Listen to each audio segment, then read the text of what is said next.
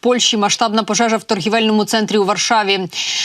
Вона відбулася цієї ночі. Про це повідомляє польське радіо. Зазначається, що вогонь спалахнув близько 3-ї години ранку.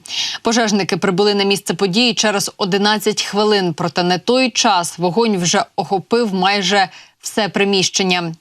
Рятувальники зазначають, що швидше за все загоряння сталося одразу в кількох місцях. Загалом, аби загасити ось цю пожежу на загальній площі в 250 на 250 квадратних метрів, залучено було 50 одиниць спеціальної техніки та близько 200 рятувальників. Про це повідомив речник Державної пожежної служби Кароль Кишковський. Він відзначив, що поки рятувальники прибули на місце, майже все приміщення згоріло. Дах комплексу при цьому обвалився. Сильне задимлення. Пожежники виконують роботи ззовні, адже всередині дуже небезпечно. Конструкція в центрі комплексу, ймовірно, під загрозою обвалу. Часто є так, що при високій температурі може обвалитися дах. Що відбулося цієї ночі в Варшаві, я пропоную подивитися. Маємо відео пожежі, яке ширять у соціальних мережах.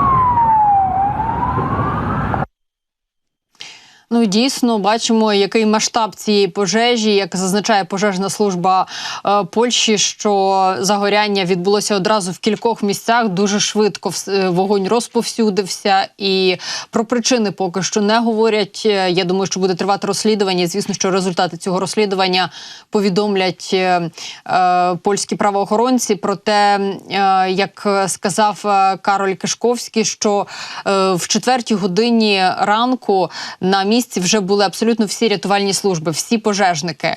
Тобто перші пожежні служби приїхали за 11 хвилин, а абсолютно всі рятувальні служби були на місці за годину, і на той час вже дійсно приміщення згоріло майже вщент.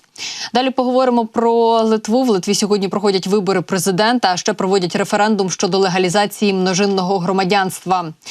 І насправді все спокійно досить проходить. Люди обирають наступного очільника своєї країни на кілька років. Голосують не 3 дні, не в онлайні. Голосування проходить на виборчих дільницях. Проходить відкрито, демократичний спосіб. І виборчі дільниці відкрилися сьогодні в 7 ранку. Проголосувати можна буде до 8 години вечора. Є і опозиційні кандидати. Серед кандидатів чинний президент Гітанас Науседа. Також свою кандидатуру висунули консерватори прем'єр-міністерки Інгріди Шимоніто, представника партії «Свободи», колишнього очільника Конституційного суду Дайнюса Жалімаса. Є серед кандидатів і самовисуванець, це Ігнас Вегеллі, засновник партії «Німанська зоря». Ремігос Жемайтататіс, та Гедрімас Єглінскас від спілки демократів «Ім'я Литви» називається вона, ну і голова партії праці Андріус Мазуроніс. Бачимо, що кандидатів дійсно багато, їх загалом 8. Перемогу отримає той, який матиме більше 50% голосів. В разі ж, якщо таку кількість голосів не здобуде жоден з кандидатів, то відбудеться другий тур виборів. І от вже другий тур і покаже направду, хто є фаворитами цих передвиборчих перегонів.